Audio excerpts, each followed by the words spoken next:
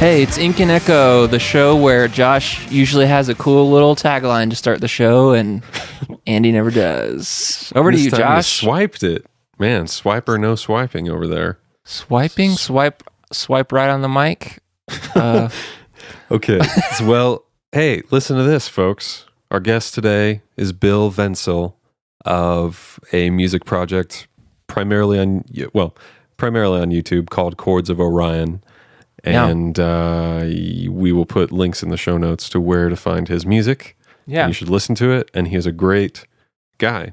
Well, I want to say, yeah, go ahead. He's unique because he's an older gentleman and he has... Older than us.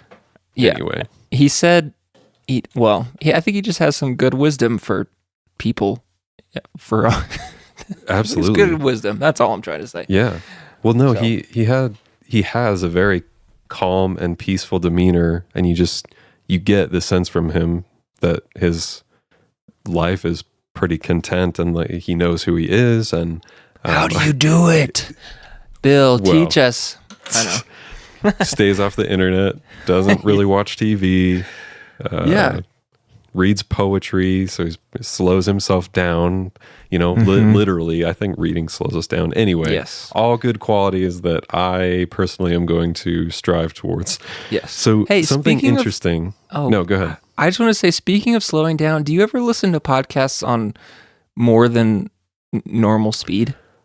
No, but one of our big fans, my friend Josh, does. He listens either on 1.5 or on double. See, I could never do that. It drives me insane. I feel like I'm gonna explode. Like I'm having a panic attack. Yeah, kind of. Yes. It's like it makes me feel like I'm going faster, right? But not in a good way. Like, no, I don't want to go this fast. I don't want my day to be. Yeah. Yeah. Anyway, Anyway, so what were you gonna say? Well, so a curious thing about how Bill got on the show, and sort of leads to another topic, and so. I'll just say up front, like no disrespect towards Bill at all, but the topic I want to speak to is that in general, I don't think that you should invite yourself on other people's podcasts. But I mean, in this case, Bill sent us, a very kind email, and he approached it well, and it was a articulate, email, and he pointed us to our stuff, and I looked at it and. I was like, this guy is interesting. I would like to talk to him. But and I'm not trying to hurt anybody's feelings. And again, I'm not bashing Bill. But well, I want. Oh, go ahead. Finish your thing. You've interrupted me like 5 times, so I should probably just go ahead. No. But I was going to not defend him, but tell a story about when I did something like that and how it turned out. Well, and I too have done it, and you can tell that story in a minute. I've done it, and I've had it go well twice, and I've had it go bad like 5 times. And by bad, I mean I just got no reply, and they probably deleted it immediately. But yeah, it's a weird thing. I mean, now that we're doing one is when I realized I developed a sort of belief about the, not the ethics, but the etiquette of it, that... I don't know. It's a careful thing. And obviously Bill is a perfect example that sometimes it does actually work. But I think you have to do it rightly, and you have to make some connection with the guests with the hosts, I mean. Sure. That proves that it's more than you just trying to self-promote something. And I didn't feel that way about Bill at all. Yeah, totally. So anyway, what's your story with that? Well, it's actually kind of similar to what I understand from what Bill did. Because I think the way it works is like he's listened for a while and knows right. He's familiar with us, yeah. And he wrote a nice email that says, "Hey, this is me. This is what I do. I think it would fit with what you're saying." And he was correct. So it's basically be correct in your assumption that it would fit, I guess. Because my story is like when I was on tour last year with Hotel Neon. I had a day off by myself in Seattle, Washington, after they flew home. And so I emailed Matt Carter from Bad Christian. I said, "Hey man, like I have a day off here. I've been listening to the Bad Christian podcast for a long time. And like, I've heard you talk about all this music business stuff, and mine works just 100% different than yours. And I'd love to like discuss Like I didn't want anything from him. I was just like, hey, I'd love to like talk about the music business and like show you how this thing I'm doing is like seems to be sort of off his radar a little bit. I thought, I don't know. I just wanted to have a conversation. And I mean, long story short, it turned into me joining their label, and now I'm about to go on tour with him, or depending on when this comes out, I am on tour with him right now. So I basically hit the nail right with that email, and that worked out. So I don't know, it's tactfulness is really what it boils down to, I guess. Yeah, certainly. And I don't know. I mean, this you would think is common sense, but just have respect for the people that you're approaching who have presumably a thing that they've built that is kind of bigger than you, and you need to approach that carefully. And again, not bashing anybody, but we have had people contact us who I feel like their assumption was, oh, Josh and Andy will just have anybody on, like, and I want to get on too because I like them and I want to talk to them, but and you know, not to be mean, but it's just like, well, no, we kind of try to curate this, and there are specific things that we're interested in, and I think a podcast that is just like, hey, Johnny next door, like, come jump on a mic, we're just goofing around. A podcast that's that loose, that just kind of lets anybody on. There's no structure to that. That's not gonna. So wow, Johnny, how old am I? Am I living in the 1950s? Anyway, there's still guys named Johnny. It's fine. Sure. So yeah, just be careful, guys out there. And if stop slinging those emails around, you might get hurt. Well, that's honestly true. Yeah, you might get rejected, or you might get a mean email. You won't get a mean one from us, but anyhow. No, you'll get a nice email from Josh with a timely reply. A gentle decline there. A soft no is what we say in the biz. Yeah. Andy, I do want to say, goodness, just on social media, the old topic of the I&E boys, I've been a little neurotic and insane online lately. I noticed. More than usual. And you unfollowed everybody on Twitter. You were following 0 people. Like, I can't even keep up with your changes, Josh. Like, I don't know what or where you are. She doesn't even pay attention to me on those places. It was a little perplexing to me. Like, you posted this tweet today, I believe, or yesterday. Yeah, you're like, you're like, I please don't be offended if I unfollowed you. I'm just trying to not have as many reasons to come on Twitter, which is it's a little bit funny because I'm like, because I'm like, just don't. Why do you have an account then? Like, I just don't understand what you're gonna, what the end goal is, or what you're even doing. Oh, I know, I'm insane. I mean, I understand completely. Also, so I'm not like, I'm right there with you. I'm so inconsistent too, truly. I'll think that today, and then tomorrow I'll wake up and my brain will be configured differently. Yeah. And I'll just be like, oh no, I really need to hold on to that and like keep people in the know about Cordial Kill and be updated, you know, when books come out or Ink and Echo. And so you want to be able to send information out, but not necessarily receive all the shit that you would normally receive. That makes a lot of sense. Yeah. But and also I just want to break my own, honestly, addiction to it. Yeah. Which feels like a strong word, but it really isn't. It's like a compulsion to keep going there. And driving home today, I just was thinking, I feel, again, we've covered this on this show, but I just feel sick and grimy, and I didn't need to know about the things that happened today. I truly didn't. And I want to I feel like I've been steeped in the world lately. I don't necessarily mean that in a Christian-y sense, like the world versus believers of Jesus, but just I'm even things like memes and going down these rabbit holes of looking at stupid, ridiculous, silly things. I leave and I don't feel good. There's almost a physical ache or sickness where I'm like, what what am I doing to myself? Yeah. And it's just go ahead. What? No, I was just gonna, it sounds similar to the feeling I get on days when I like release a video or put out a lot of stuff on social media, because then I have to sit there and watch the response to it. And like at the end of the day, I exactly what you're just saying. I feel sick. Like I could have had another productive day and created another thing if I hadn't have sat there and looked all the fucking Instagram likes or whatever. Like I could have just maybe checked it once at the end of the day and be like, okay, cool, that stuff went fine. And then has to had something else to show for the day other than I posted on Twitter or on YouTube a few times or something. Right. And that's why it was interesting to talk to Bill, to hear someone who just doesn't, that's not a problem for him. It doesn't sound like at all. Right. He's able to just step in and out easily. And I feel as if I don't get a handle on this now, it's just going to get worse. I want to be able to have self-control and discipline and just, even to really dig down, it's like I am looking for something in those places that I'm not going to find.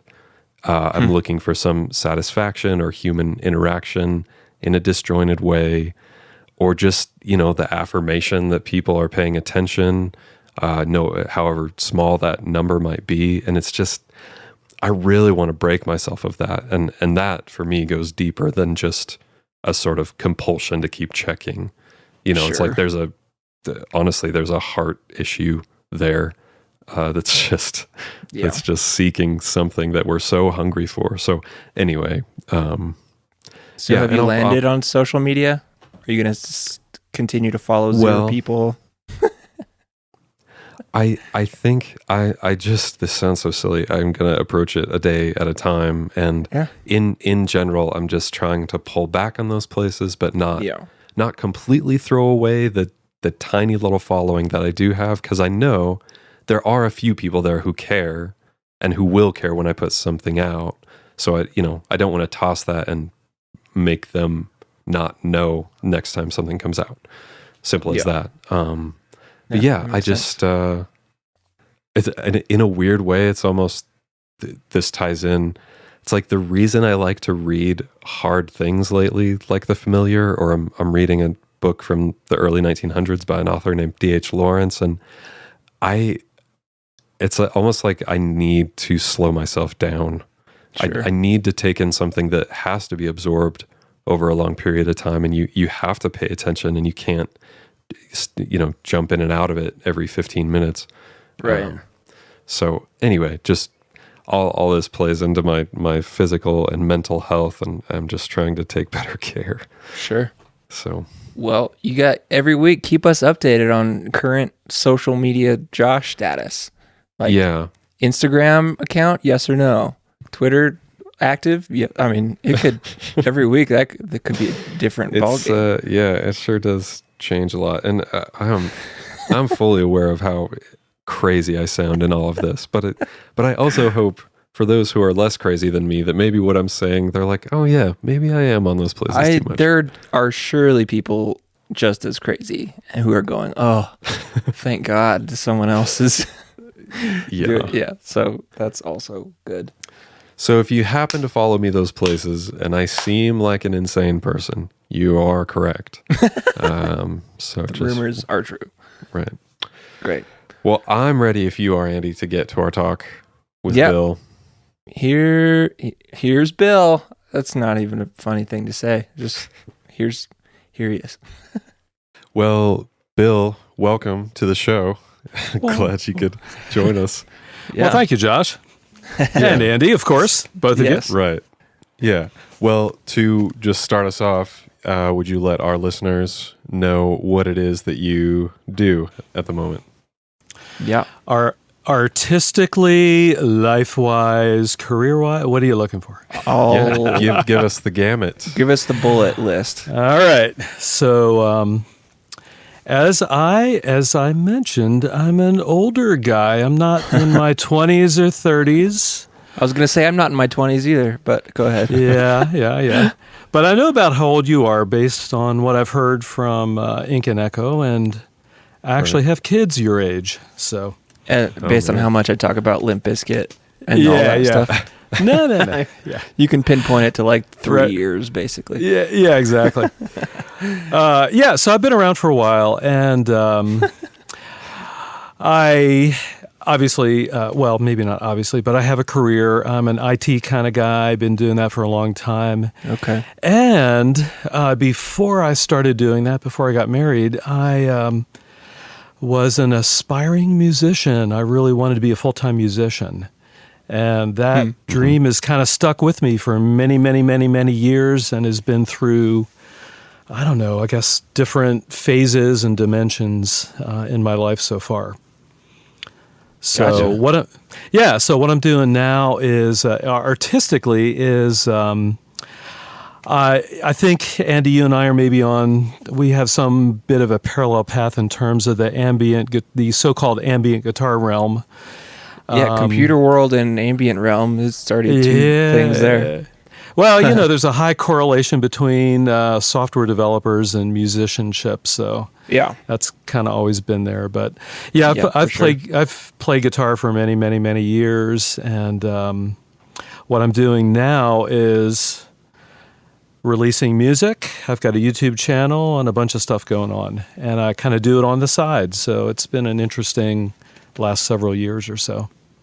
Nice. Right. And it's, I don't know if you said this, but it's under Chords of Orion for the folks who want to go look it up on Bandcamp and on YouTube. Yeah. So and is that chords with an H or without an H? It is chords with an H. Okay. That's good information. Yeah.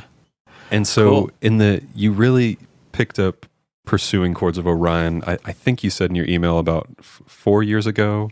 That's correct. Yeah. So prior to that, even though music was a desire, did you just not have time for it, or had you tried to chase it and nothing was working out, or what did that look like? Right. So when I was a kid, actually, I got really involved in music fairly early on.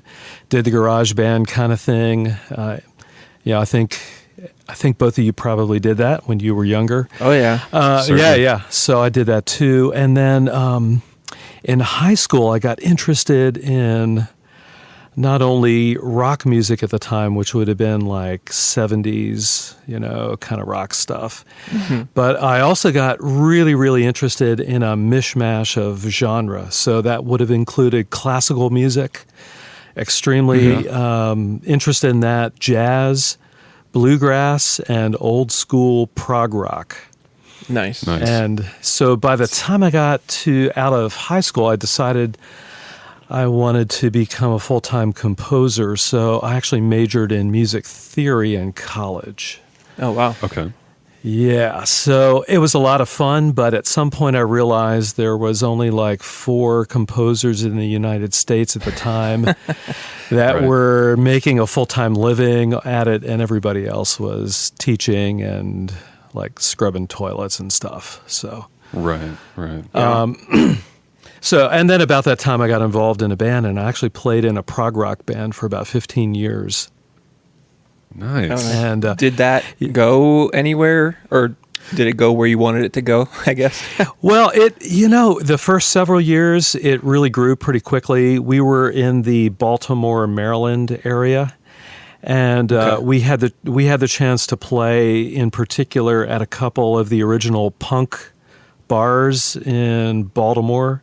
So if you walked into the men's room, you could see, signatures from all the original punk bands and stuff like that. It was pretty cool.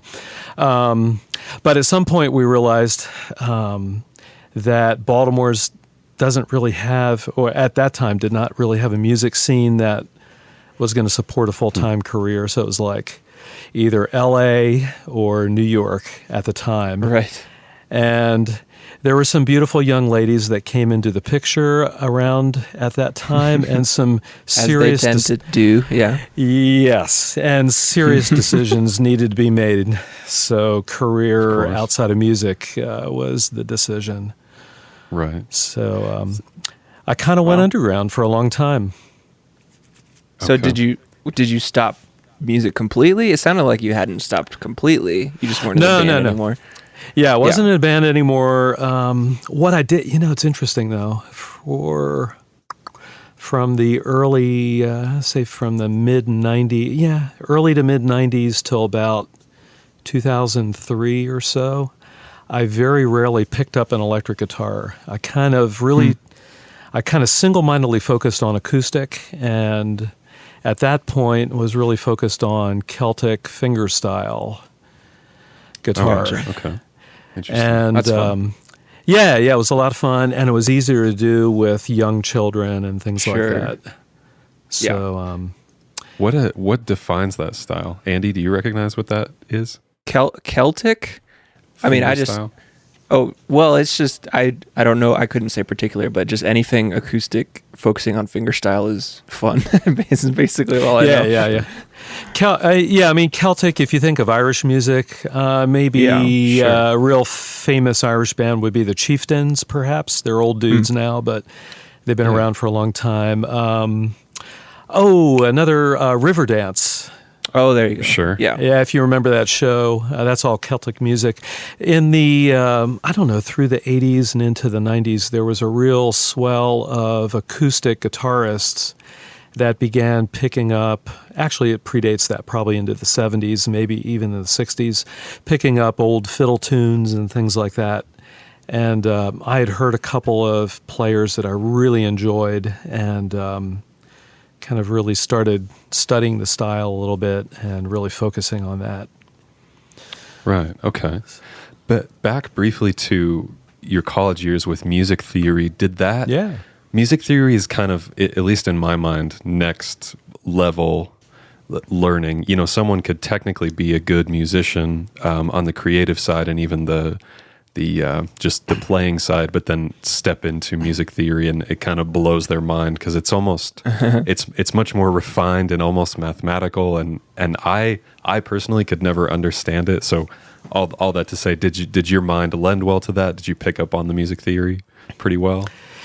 Yeah, I felt like I was pretty good at it. I'll give you an example. We had a class called ear training, and so what the professor would do would be to sit down and play a 4-part piano piece, and you as the student would have to essentially write down all 4 parts as he played them. Oh my gosh. Okay. Yeah. That's insane. It was kind of mind-blowing. But you know what? It really, I don't focus on a lot of the specifics of the techniques now, but that kind of training has really stuck with me throughout all these years. It was really valuable. I think I've talked to a lot of people over the years, and I say, hey, study a little music theory and it'll make you a better musician. Yeah, totally. Yeah. Even if you don't geek out on it, just to get kind of the basics.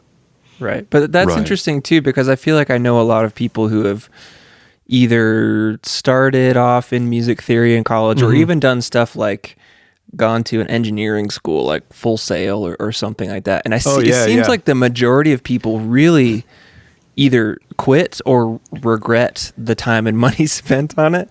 But it doesn't sound like you feel that way. Is that true? Do you feel like it was a good use of your time and potentially money back then? Oh, absolutely. Okay. For me, it cemented a love of, I don't know, kind of a love of the interior of music, if that makes sense. So I'll give you an example. I started this in my senior year in high school. I had this really cool professor that taught high school level music theory. We spent a month analyzing a Brahms piano piece. And that sounds like really boring and stupid, but it blew my mind to understand what Brahms really was doing when he created that particular piece. And to this day, when I listen to that piece, I'm not a particularly It enhances your experience of it. It almost brings tears to my eyes sometimes when I listen to that piece, because I can really hear into the depth of it. It's pretty cool. So that's interesting. I feel like some people would say like that as even I would say, like, sometimes if I learn how to play a song on guitar, because it's fun. And then I hear it like in the car. I'm like, oh, I'm like thinking about it in a different way now, and I don't really like it. But it's cool that you seem to have learned that stuff in such a way that it actually makes it more enjoyable to listen to. I just usually find it's the opposite, honestly. Oh, yeah. Well, yeah. I mean, I think I'm a weirdo. No. I think, well, music should be enjoyed as you like to enjoy music. That's what I think. Yeah. So I'm curious, like, when you've had all these different parts in music, you know, in all of your life, but in musically, it's like, I'm curious, like, when you were coming out of college, like, what was your goal with music? Or like when you were in the band, what was your goal? And then when you quit the band, like, was the goal ever, has it stayed the same over the years, or has it changed basically what you want from music and creativity? Does that make sense? Yeah, that's a great question. I think it has changed over the years. Early on, I wanted to be a full-time musician, and you know, that's what I wanted my career, my job to be. In particular, with my bandmates, we were very close. As a matter of fact, we're still 35 years later now. We're still really, some of us at least are really close. And nice. I thought I would always be making music with those guys. I'm still making some music with some of them, but yeah, I don't think I would, if the opportunity ever came to go full time at this point, that would be cool, but it's not required. Sure. Okay. So that's not a goal anymore. No, I think that the goal for me right now, well, let me tell you the goal. Okay. So, tell me the goal. Okay. So, you guys are both 30-ish, right? Early 30s. 30. Yeah, right. Yeah, 29. Yeah. Okay. Yeah. So when I turned 30, it was no big deal. So Andy, I don't know how you feel about that. Yeah. I was married the same for the most part. Yeah, I was married. Yeah, I was married with a couple kids, 2-3 kids, and you know, had this I still have her, beautiful lady, and it was all good. You know, so life just kind of cruised on by. When I hit 40, it got a little more serious because I had a few minor health issues, like I injured my back and a couple things like that, and I started to realize, hey, I'm not immortal. Yeah. It took me that long, you know? And right.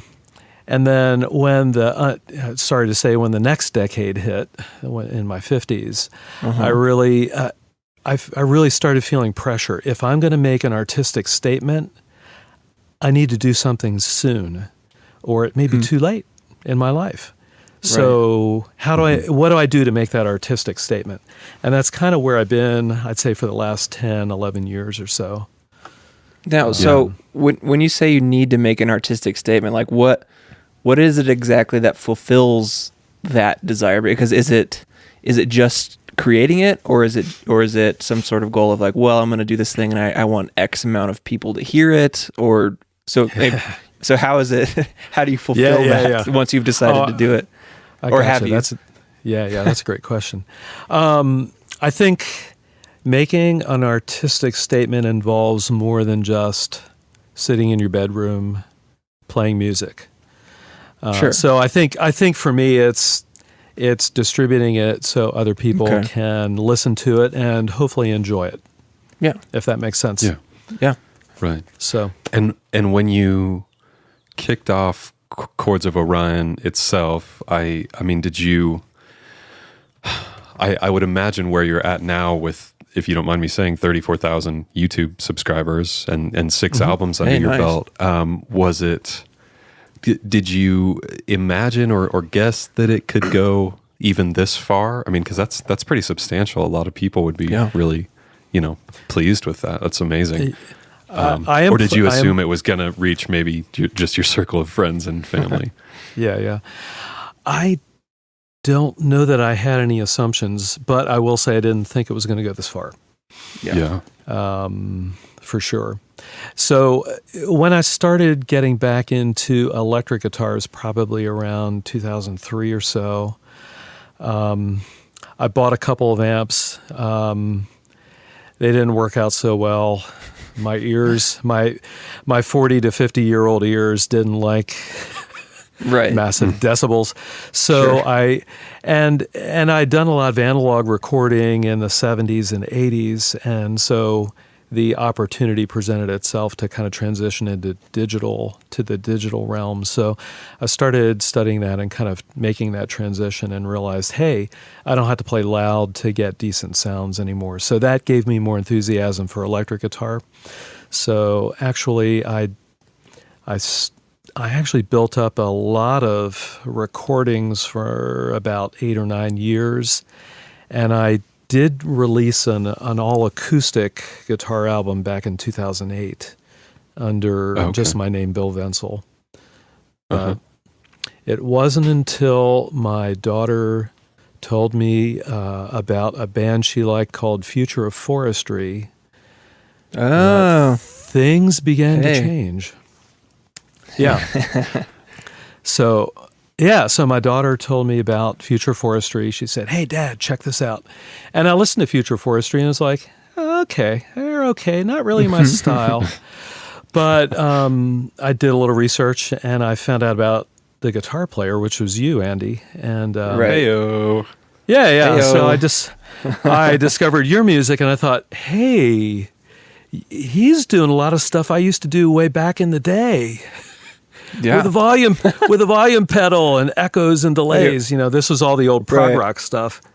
And sure, So and I had that was 2012, I think it was, and I was actually in the middle of one of my visual art friends had asked me to do a set of electric music for an art show that he had done. Oh, cool. So I had a local friend who was into dark ambient music. Sure, yeah. And he played me some of his stuff, and I was thinking, okay, there is a definite, this is probably a little bit earlier than 2012, but there's a definite link between what I used to do and what this is. So I started working on some more ambient style, music concrete kind of thing, and so I produced that set of music for him, and then right after that was when I discovered your music. So I got on your mailing list, and this sounds really dumb, but eventually I heard about your Music Passage project. Yeah, and for people who don't know what that is, maybe I've talked about it previously, but go ahead. Yeah, go. I quit my job, and this is a weird story. So there was a guy I used to work with at my old programming job who also quit a couple months before I did, and he was really into marketing and web design and graphics and stuff. And I mean, long story short is he saw what I was doing on YouTube and stuff and said, oh, like we can put together a thing that could make some money. And that basically, that is what it was. And so it was like a thing where I was like, well, here's some pseudo success that I've had on YouTube and different places. And it's like, let's do a little course where we can give some pointers and principles on how to have other people do it. So, and then, it turned out to be, it was a cool thing, and I did my best, but in the end I was like, this is just not where I want to spend my time. It probably could have. Oh, sure. Yeah. If I would have kept at it for as long until now, it probably would have been a very successful thing, but the music stuff by itself started to work out, and I was just like, you know what, I want to do music, and so I'm going to do that exclusively as long as I can. So I ceased doing that course, but so that's the backstory on that thing. Yeah. But I'm glad I snuck in there. Good. But you know what? It I get what you're saying. And here's the weird thing. I actually have a significant, in my IT career, I've done a significant amount of training. So, as I was going through the course, I thought it was really good, but I also thought, I think this might be the first time Andy's done anything like this. Yes, it for sure was. But even given that, I think the information that you provided for me was really valuable, and it answered a lot of questions in my mind about, okay, I got this stuff, right? I got these recordings, I got this music. Now, what do I do with it? Which is kind of strange because I actually have a pretty deep background in e-commerce. Mm-hmm. Yeah. In my IT career, I created a lot of e-commerce stores back in the original .com boom and things like that. And you would think I would have had a better idea about marketing, but I really didn't. It was just, the technical aspects of it. It wasn't really more, okay, I got this technology, now how do I use it? Sure. Right. So, so I started my YouTube channel September 1st, 2013. Oh, nice. Nice. And it was Andy, you didn't... Oh, go ahead. I'm sorry, Bill. Yeah, go ahead. And I was going to say, Andy, you probably didn't know you were going to get feedback on your tutorial here on this. This many years later, no. So, I mean, I'm super glad to hear that you're here talking to me because you kept at it. So that's good for everybody here. Yeah. That's awesome. Yeah. And I think the concepts were really valid. Obviously they've changed a little bit over the last 4 years, right? As you well know, with the rise of streaming music and things like that. But which I know you've mentioned that on the podcast before, but in some of the earlier episodes. But I think the basic concepts still are all very valid, and again, for me, really helpful. Yeah, and I couldn't pin exactly this many years past that, like say what those concepts were, but I just remember I was kind of torn because I was like, if I'm going to be marketing a product to people, like I want to stay away from clickbaity, fake, false advertising things, like as much as I possibly can. So I was really careful. It was kind of a weird, not like a push and pull thing with the guy I was working with, but I was just very much like, what I didn't want to do is say a course and be like, here's how you get 30,000 subscribers on YouTube. I was like, that's not the point. The point was what am I doing on a bigger level? I'm trying to grow my thing, and YouTube happened to be this weird vessel that got me there. And so like, what are the higher level principles of that? So it's not just like, here, start a YouTube account, do a thing with guitar pedals, and then voila, you're there. And like, cause that's not going to work for anybody else. It's it was good for me to try to extract like, well, why did this happen? And it's surely not, the easy things to look at. It's not because I started a YouTube channel in 2009 or whatever weird year it was. I was trying to pull out higher level concepts that were more helpful, and hopefully that came through from what I remember. Yeah. No, I think some of those concepts for me were, who is your audience? So I have always loved acoustic guitar, electric guitar. I have a pretty broad appreciation of different genres of music. And I had a decision point. I felt like I came to a decision point there. It was like electric or acoustic. Oh, I see. And you didn't want to split yourself. Yeah. So that part of what you were teaching was really helpful. It was like, hey, yeah, he's right. I need to make a choice here. So I made a choice. And then the other thing that sticks out to me from that course was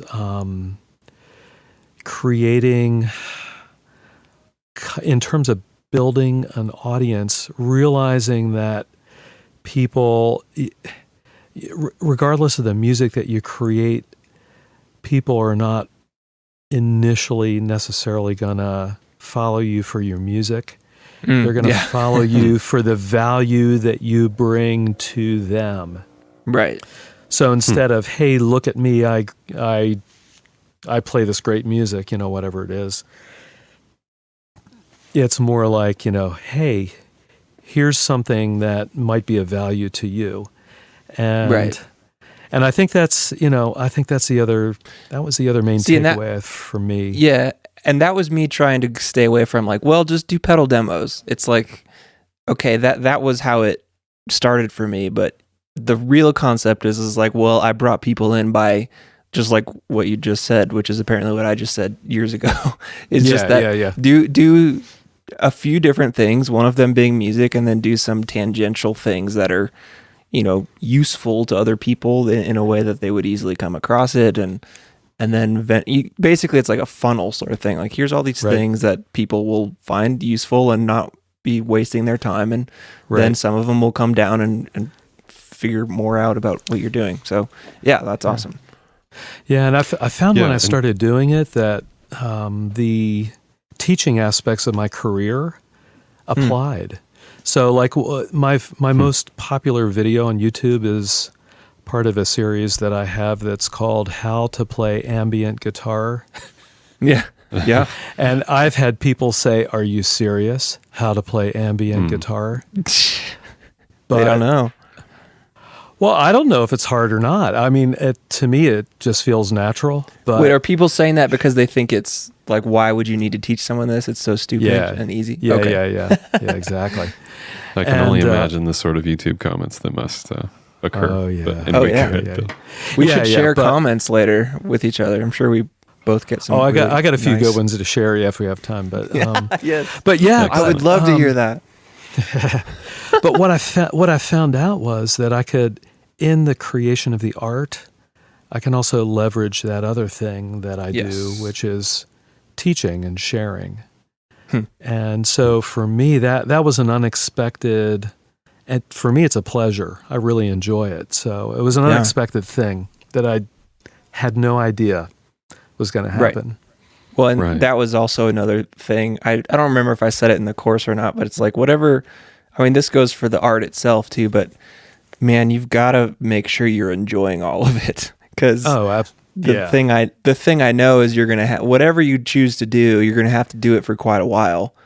So if you're just choosing a thing because you think it's going to be the thing that leads to your success, but you don't actually like doing it, then you're just going to want to like die because you're not going to have any fun. So that's really, you seem to have found a good spot to be, both creatively and in a marketing sense, I guess. Yeah. Yeah. I still feel like I'm being me, if that makes sense. Yeah. Yeah. That's certainly a better way to say it without so many words. Yeah. Right. You've got a good variety of different types of videos on your page, because I mean, you've got a decent amount of gear reviews, and you'll do the songs that are outside and seem a little more improvised, and then your established tracks from the album. And I watched a couple of the gear videos, which that's kind of a world of its own, on YouTube. And I'm not even necessarily prone to things like that. I don't play guitar and I don't know about pedals, but I really enjoyed specifically the one about the reel-to-reel comparison with digital recording. And I just thought, I don't know, that was a unique thing to do. And I don't know, when you're talking about it on the videos, it's clear that that you just enjoy it and find it interesting. And so I do. I love tape. I have yet to get into that realm, but I would love to someday. More and more I want to have like real knobs, and instead of just tweaking a plugin or something like that. Do it soon, man. Yeah, I know. It could be around too much longer. Yeah. I have 3 reel-to-reel tape decks, and I sometimes think, should I get rid of them? And it's like, no. Yeah. Okay. I don't use them that often, but... Right. Yeah. I mean, that's how we justify it. I'm looking at things in my room right now that I'm like, I probably don't need that, but every time I think to sell it, I'm like, no, can't do that right now. So right. So I mean, you got to be careful what you sell. Like, for example, I bought a 1968 Gibson Les Paul double neck from a pawn shop for $300. I won't tell you what year it was, but it was earlier than last year. Yes. And I sold the thing for $600, and I am kicking myself over and over because I did that. So I don't sell anything anymore. Right. Yeah. Very, very, very rarely. Right. Yeah. That's probably good. as a kind of side note, my parents instilled that into me when I was really young, and I'm glad they did. Even never even sell with anything? things. Well, no, not be a hoarder, but just I don't know, to recognize value in certain things, or things that were going to hold their value, or maybe be interesting to my kids when they're, teenagers or older. Even things like, my mom was like, don't get rid of your Legos ever, because Legos are expensive now. little Josh, when you're a kid in the 90s, and they're going to be expensive later, but Legos hold their value. It's just like a simple thing that my kid really will enjoy that. Yeah. Right. You can bequeath them to your progeny. Yes. Right. Exactly. Yeah. Wait, so actually on that note, sorry to cut you off, Josh, but I was just, no, go ahead.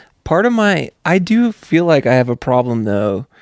And even before we were getting on the podcast, I was legitimately thinking, I was looking at an amp head. I was like, I should just sell it. Like, what am I even doing? But there's a mental thing for me. And Bill, I don't know if this is something I'd love if you just told me that once I get older, this sort of thing goes away, but I don't know. But I find myself, I get overwhelmed sometimes if I have too many options around. Like, I feel like every once in a while I go through this phase where I'm just like, I want to get rid of either everything I have and just start over, because that would be fun and I would probably pull some more inspiration out of new things, or just get rid of like 80 to 90% of it, just go down to like a core, like here's just what I need, and remove some of the options. I find myself getting stuck in between. I'm like, well, I'm going to regret getting rid of that, and I love having the option to do something different when I want to, but then feeling overwhelmed. Like, do you ever feel that way, or have you found any ways around that line of thinking? Yeah, I hear you. I've felt paralyzed by too many options in my life, for sure. I mean, I've got a lot of stuff hanging out in my basement studio now, but I try to ignore most of it, actually. And so I've got a footlocker full of old amplifier tubes, like from the 50s and 1960s, and I can't bring myself to get rid of them all, sell them on eBay, because I know if I ever want them again, they'll be a lot more expensive. And I do have a couple of tube amps, but you know what? I keep them packed away, and I don't get the tube amps out because I've got my amp modeler dialed in, and I don't have time. And it's what I've come to realize is, it's like, so do I want to just experiment, or do I want to print something?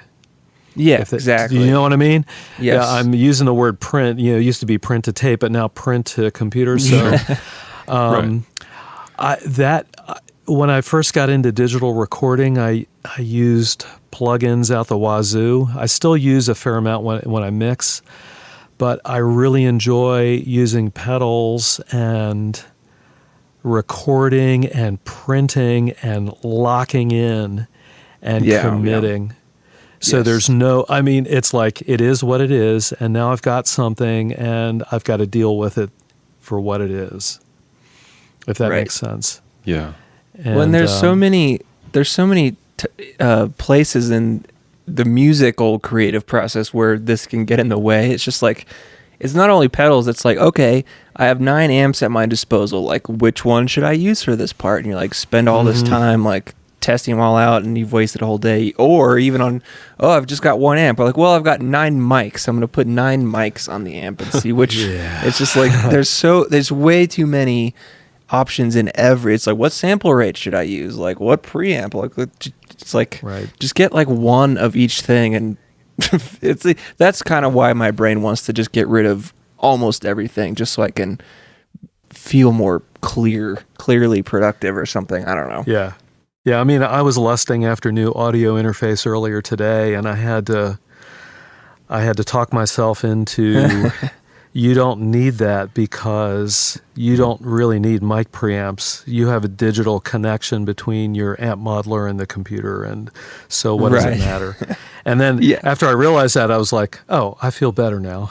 You feel like you just saved $2,000 and really you did nothing. Yeah. Maybe not that much, but yeah, exactly. Well, so I have a question in regards to the music itself, your albums as Chords of Orion, and just from poking around on Bandcamp and sort of reading the way that you present them, it seems as if that you're pretty intentional as far as almost what you want people to experience through the music, and it's not terribly specific if I'm understanding it right, but more just it's like you're presenting them with something that's very meditative, and I kind of picked up on some literary and poetry references in there, but yeah, so how much thought goes into that, and how much So I love poetry. In particular, I love John Donne and William Wordsworth. And the majority of my song titles come from old dead white guy poets that I really appreciate. As a matter of fact, my album Souls is a William Wordsworth poem. So he wrote a series of poems about a mysterious young lady named Lucy. And no one's exactly sure who she was, but whether she was fictitious or real. But in the poetry, she died. And there are a series of 5 poems that express his longing, his grief, his feelings about her. And the last of the 5 has 8 lines to the poem. And I thought, wow, wouldn't it be interesting to write an album around that poem?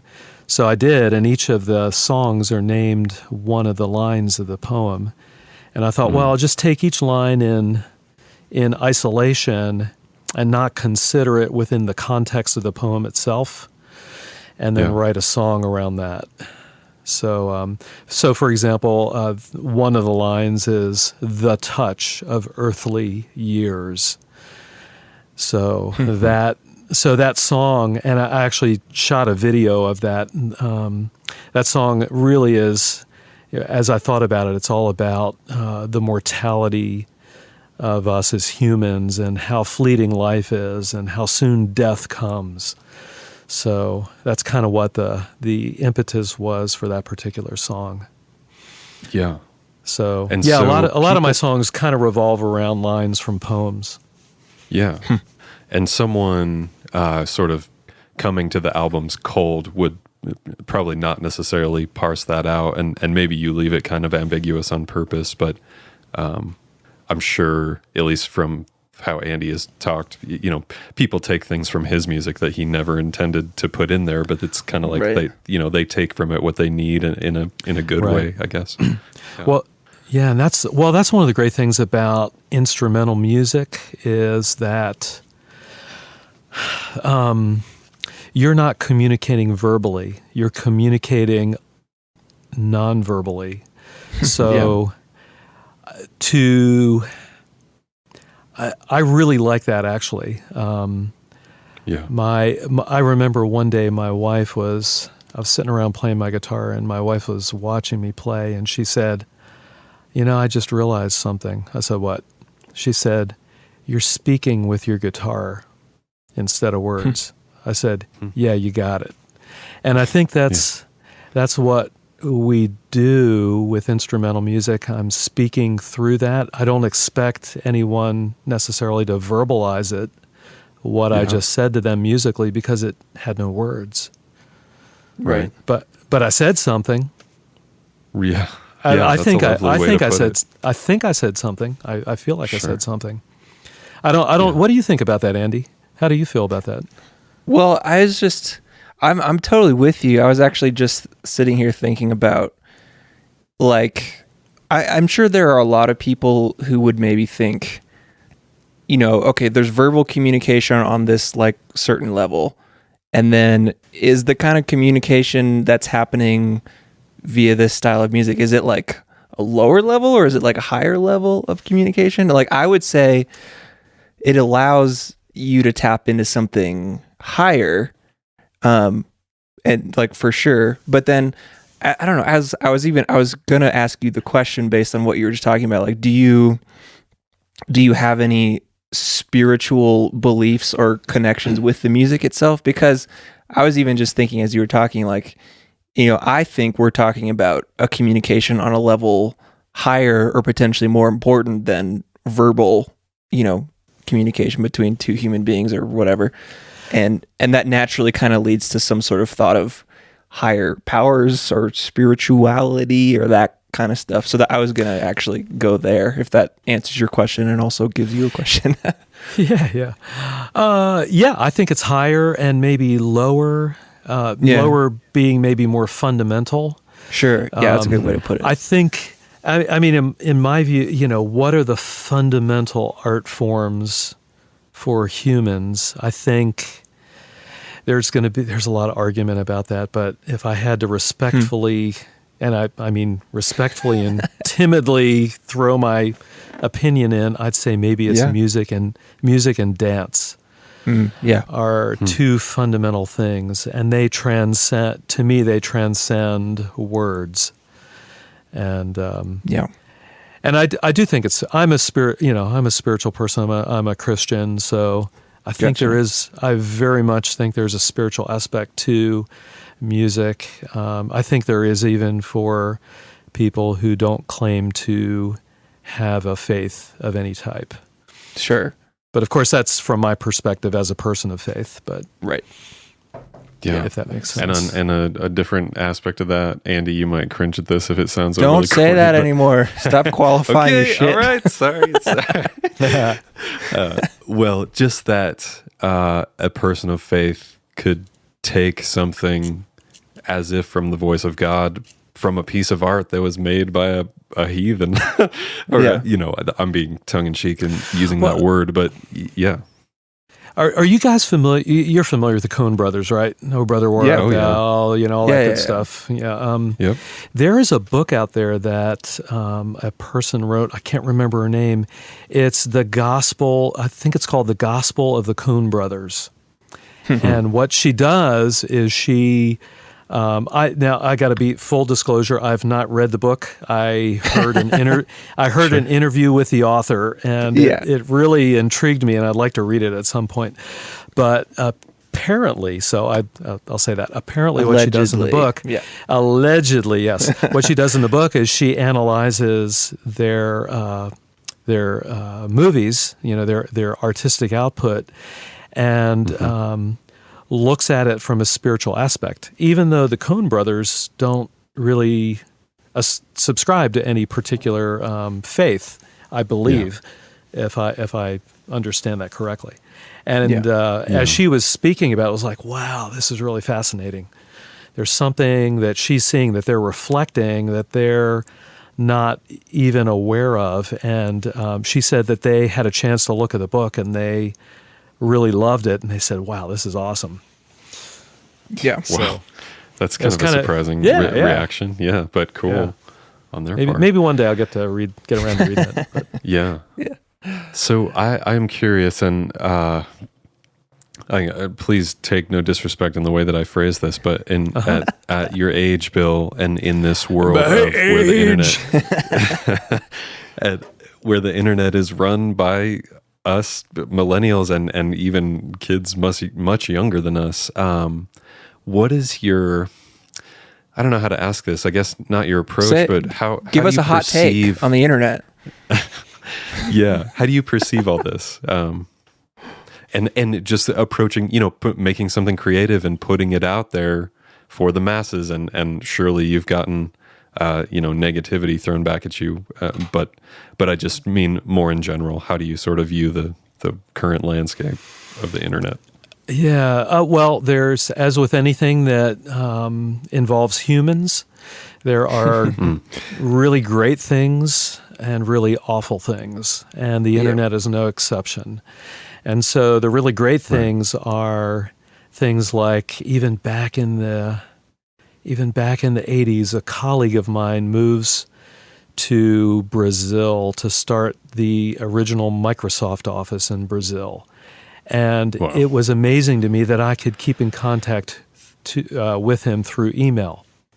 Right. That blew my mind. That was pre-internet. And then the internet came along, and all of a sudden there are all these avenues of communication that never existed. So I work on a daily basis with a team in India, and it's awesome. So like on a nightly basis then? Well, they're kind enough to shift their hours a little bit. They're working on a nightly basis. Yeah. Well, I think they're knocking off about 7:30 or so their time, but gotcha. So we can overlap. Yeah, we can overlap a little bit in the morning, but it's really great. It's I would have never had that opportunity to speak with them, to learn a little bit about their culture, to understand them a little bit more as people without the internet. And then on the downside, so I mentioned I'm a Christian. I'm an old, crusty, rusty Calvinist. So I believe in total depravity, and the internet brings all that bad stuff out in spades, right? Just as it brings out all the good stuff. The whole thing, you guys probably saw that thing that Casey Neistat did with some other YouTubers and raised, a few $1 million for food supplies and things like that. That's a great example of how the internet works within the goodness of humans, but then we all know about the badness of humans too. But how about for your art? Do you find there are things? Oh no, that was a good answer, Bill. Great stuff. Yeah. But do you find that net, like all the new stuff that's out there, it's like net good or net bad for you? Maybe that's a bad way to put it, but I mean, are there things that are very helpful and things that are very detrimental that you find that are too easy to get into, or stuff like that? I think from the art perspective, it's net good for me. Yeah. Cool. A third of my, about 40% of my YouTube traffic is from the U.S. The rest is international. Oh, wow. That's cool. And I consider it a great honor to be able to share with people in different cultures and countries. Yeah. So that's been really cool. I've really enjoyed that a lot. Yeah. That's Andy, awesome. I'm just curious as an aside, do you know what your percentage is? Oh, yeah. That's a great question. Versus do you want me to look right now? Can I find that easily? I just looked in the YouTube analytics. That's what I'm going to do, I think it's it's under geography or something. All right. You guys keep talking. I'm going to look this up. I'll have it open. Along those lines, Andy, there was a time where we found a video of the one song that Andy and I have collaborated on for Lowercase Noises, I wrote lyrics to, and we found a video of these kids in, Thailand or something. Yeah, something like that. And their band was covering it, and even though they speak a different language, they were singing my words, which was awesome. Just a trip.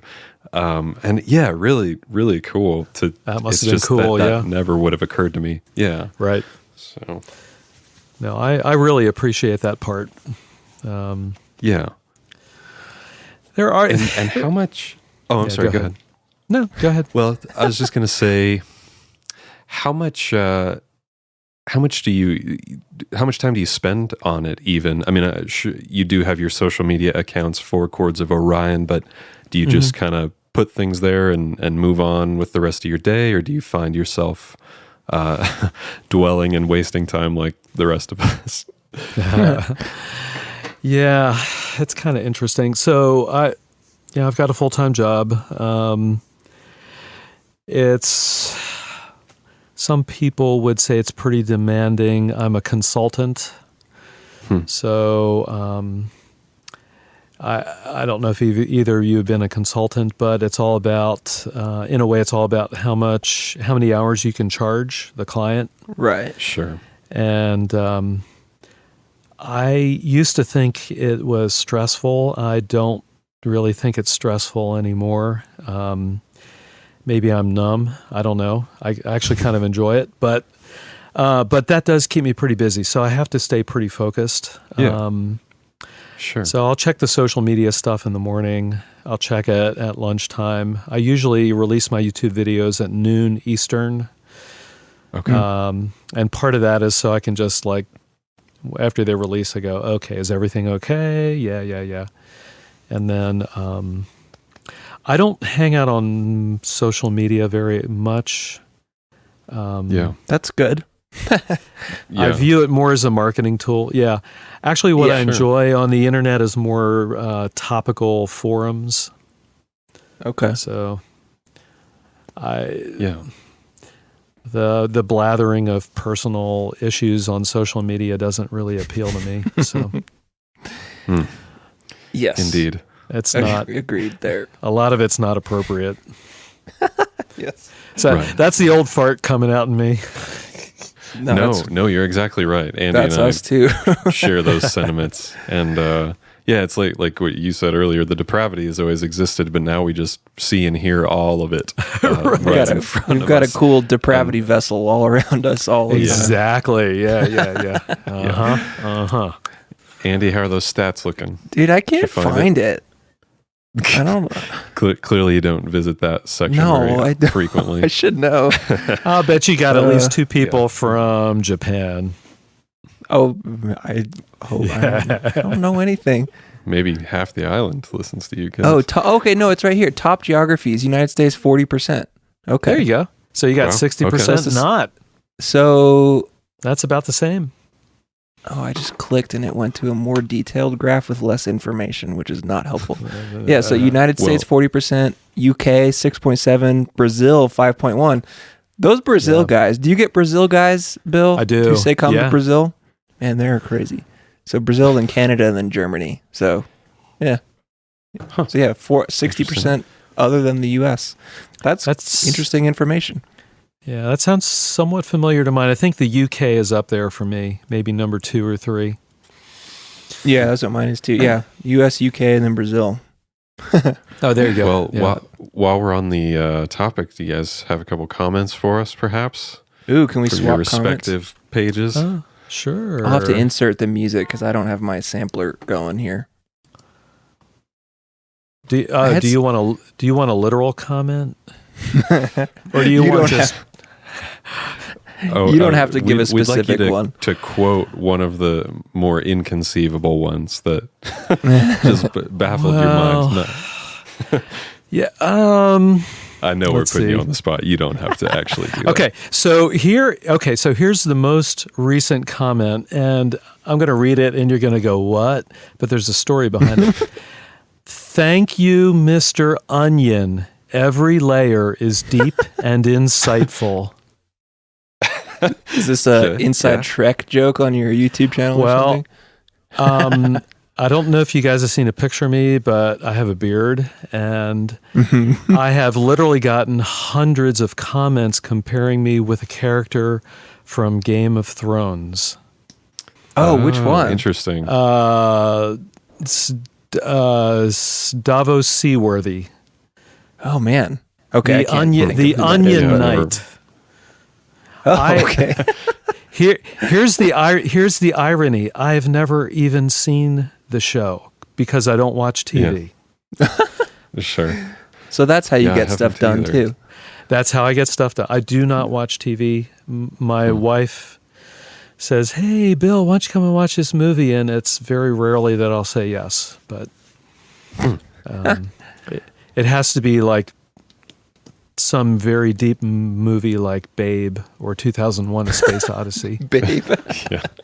Oh, Babe. Good choice. Babe, said? Babe is one of the deepest movies you will ever see. Really? I haven't seen it in probably 20 years. You need to go watch it again. Is it even 20 years old? Okay. I don't think it's that old, a gem. but you need to go watch it again and think about it. It's very deep. Nice. Do you guys want to hear one of the spam comments I got? Actually, there's 3 of them. Okay. Go for it. So, and this must happen a lot because I got 3 comments all in the same, in 3-day span, and they're each. So here are who they're all from. First one is from WNYR New York. Second one is WLDN London, and the third one is WCTR Chicago, which I'm pretty sure those are all fake because what happens is, like the one from London says, "I like your music a lot, especially quote August Updat." unquote, emailed me at Zach at whatever. So it's obviously they just scraped like half of a name from one of my YouTube videos and said, oh, cool, this is real cool music, and make you email them. So it's probably some scam. It's like pay to get on some, I don't even know. But it's just, I got 3 of them. They're all like weird scrapings from, and then this other one says, I heard, quote, manager new music and more, quote, and liked it a lot. Email me at Cynthia. It's like, wow, your algorithm clearly didn't really work very well. So falling short there. Yeah. I love stuff like well that. done, all those real radio stations. Good job, robots. Yeah. Well, Bill, we can sort of, go ahead if you had a thought. Yeah, I was going to say, one of the other comments I get all the time is, you're as high as, put in your expletive. People are always saying I look high. People are always saying I look tired. You know what? Well, while we're talking about YouTube comments, I'm even today, I put up a video and someone was like, man, you look tired. You should get some sleep. I'm like, you know what? I don't want to hear that from you. I came here to tell you about my tours, and yes, I am tired, and yes, I should probably go sleep, but that's not what I wanted to hear about. Well, here's the thing with the comments about me looking high. I actually have a droopy eye. Oh. You know Tom York from Radiohead. You know how his eye droops. Right. I have an eye that's a little bit like that. I had Bell's palsy about 10 years ago. My face was half paralyzed. Oh, wow. Oh, my goodness. Yeah. It's fine now, but some of the muscles never came back. And I probably was a little tired when I shot the video, but it's pretty funny. Sure. On one of the videos, I finally posted a comment, and I kind of tagged it so it stayed at the top, and I said, here's the deal. And I said, feel free to keep making fun of me. I think it's funny, but just so you guys know. Oh, so you called them all out. That's awesome. I did, yeah. I love that. I did, yeah. Oh, boy. Nice. Bill, this might sound like a dumb question, and this could be the last one, but do you, given your age and all you've been through, like, I'm honestly curious to know if you have, like, words of wisdom for young whippersnappers like Josh and I and our other listeners, like a creative nugget or something you would wish you would have known when you were 30, or something that's been really helpful to you over the years. I don't know, something like that. Yeah, I don't know if I have words of wisdom, but I would say a couple things. Sure. One is don't give up. And this would be more for the artists who don't like make it full time. Don't give up. Enjoy what you do, and know that it has value, whether a lot of people see it, hear it, experience it, or not. And then another word of wisdom perhaps is know that you can do stuff in short periods of time. Like you don't need a full day. You can do things 15 minutes a day, and at the end of the month, you'll have a thing. Yep, that's great. Yeah. So that was. I think that blew my mind when I learned how to do that. It was like, wow, I can still create, even though I have all these kids and I have a career and I have all this other stuff going on. I can still actually get stuff done. I can't help but relate those last two things, at least to social media and technology stuff, though, because I don't know. I just feel like I pressure myself so much to be, I guess technically I have all day to do this stuff, and I and then when I think if I don't have a solid 4-hour chunk, it's like, well, I might as well just not work on music or something. Whereas which is stupid. I mean, I'm sitting here at home, like I could spend 20 minutes just sketching out something and then call it good after that. Like I could be way better at that. And then your point about doing art, no matter how many, people are listening or watching or whatever, is I just think that particularly, or people need to be reminded of it more and more when there's so much self-promotion that could happen so easily instead of doing art.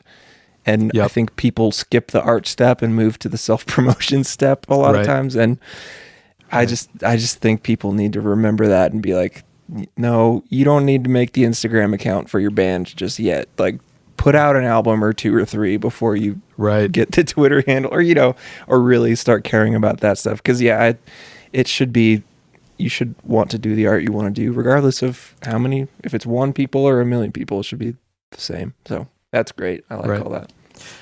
No, I think that's a really good point, for sure. Mm-hmm. Yeah. Well, Bill, the hour went quick. This has been great. Oh yeah. Any closing comments, or do you want to shout out your shout out? Goodness, listen to me. Would you like to let people know where to find your music? I was going to say you should tell people where to go. Yeah, please. I'm going to require you to do that right now. All right. The website is chordsoforion.com, and that is chords, CHORDS, of Orion, the star constellation. And on YouTube, if you just type in Chords of Orion, you will find me, no doubt. Great. And it's Chords of Orion on Facebook and Twitter and Instagram and all that stuff, too. So yeah. It's all the same thing. Go find Bill on those places where he doesn't spend very much time, and maybe you shouldn't either. Yeah, exactly. He spends just the right amount of time on those places. It does sound that sounds about right. Well, Bill, thanks so much. It was a pleasure to have you. Hey, thank you, gentlemen. We sent some new people your way. This is awesome. I really appreciate it. Yeah. All right. Take care. Bye-bye. Cool. Yep. I'll talk to you. Well, great.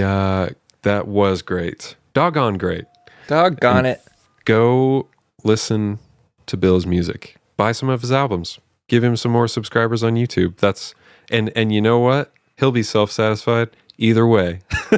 Whether you check him out or not, he's happy. And I would like to be there too. Something he said at the end made me think of the piece of advice just about using short segments of time in a day. And you can still, that stuff builds up over time. There was a quote from Joe Hill, Stephen King's son, who is also an author, about his writing process. And he was saying, I write until it's not fun anymore. And he gave a specific example where in his first novel, 1 chapter is 28 words. And he said he finished that up, and then he went and watched the Red Sox game. And that, for me, I love that approach and that confidence and attitude, but I don't think that would ever work for me. I couldn't. I was going to say, I don't think I can. I wouldn't feel accomplished enough. Yeah, I can't let my mind dictate that sort of stuff, I don't think. Because I'm more the type of person who needs, like, well, you've just got to sit down and do it. Or no matter what I don't, So, I mean, there's different types of people, I guess, but people work different ways. Yeah. But I don't think that would work for me very well. Cause by default, I'm kind of like, well, yeah, I feel like it today. This feels like a good, or as opposed to be like, well, I don't feel like doing it today, but I should just sit down and try at least for 30 minutes and see what happens anyway. Maybe then it wouldn't take my albums 4 extra fucking months to come out, or I'd be able to finish stuff quicker. Dang it, what was I going to say about that? Oh yeah, obviously. Dang it, no, I lost it. Wow. I'm doing bad. Please cut this out. I'm gonna leave it. Give me a minute.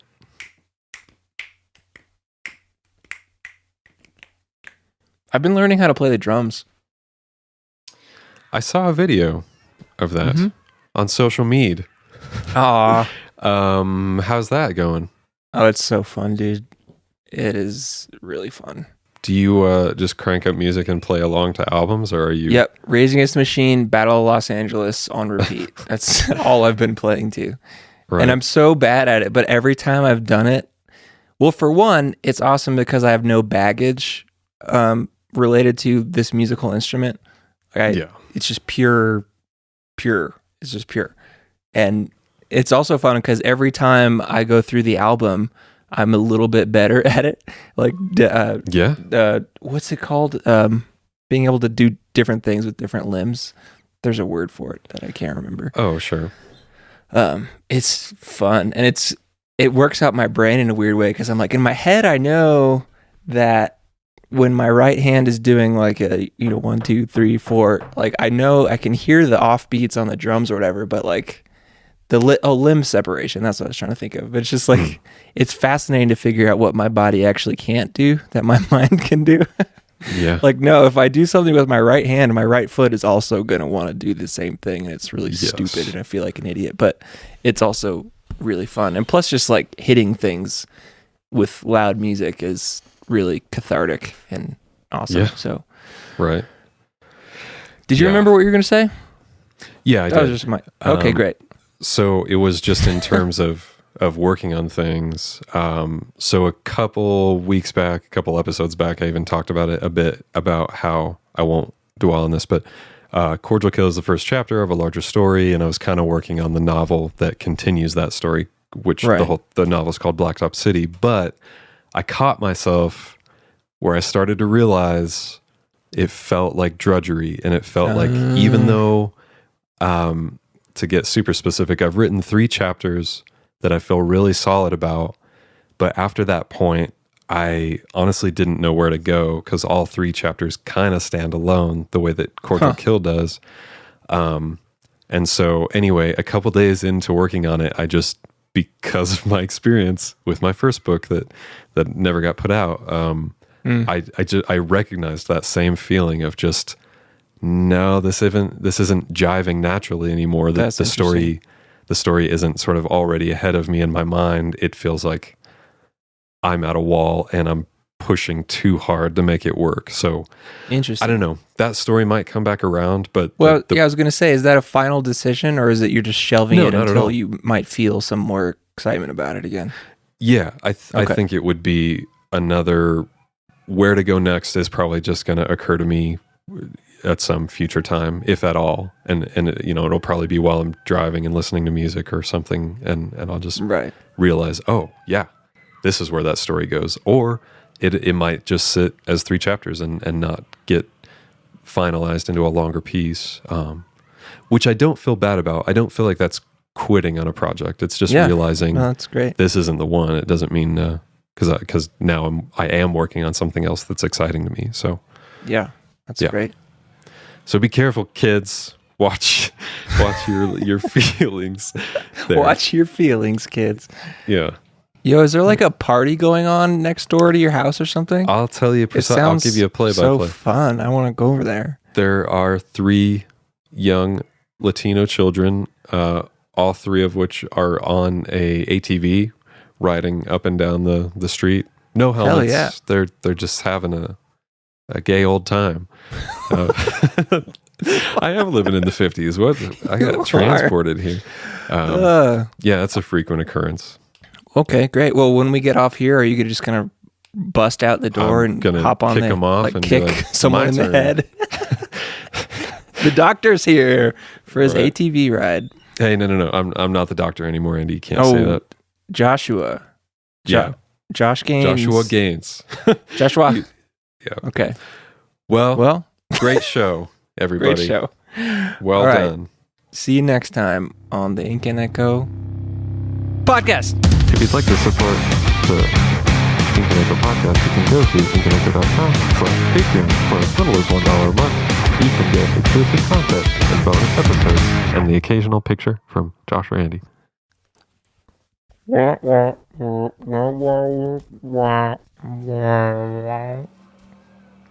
It always drove me nuts that you couldn't see the adults on Peanuts. I always wanted to see Wilson's face in Home Improvement. So let me see him. Let me see his face. Give it to me. Here, I know. In this world, they can bring it back, and then there'll finally be the episode. It'll come out on Netflix, and then they'll show Wilson's face. Actually, oh my gosh. Did they show it at the last episode? Dead. That's terrible. No, they never showed it. Now I'll never see his lively face.